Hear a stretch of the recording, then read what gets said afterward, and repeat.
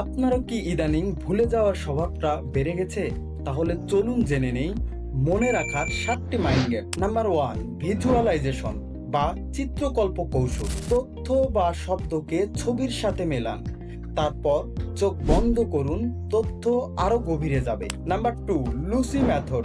নিজের ঘর বা রাস্তার পরিচিত স্থানগুলোর মাঝে তথ্য বসিয়ে রাখুন, তারপর মনে করার সময় সে পথ দিয়ে হাঁটুন। Number 3, Chungking technique. বড় তথ্যকে ছোট ছোট অংশে ভাগ করুন, যেমন phone number. Number 4, rhyming and write. ছড়া বা গান বানিয়ে তথ্য মনে রাখুন। Number 5, story linking method.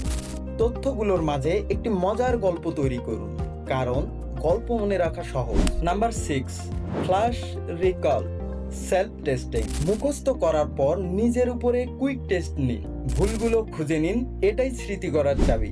Number 7, mnemonic device first letter clue.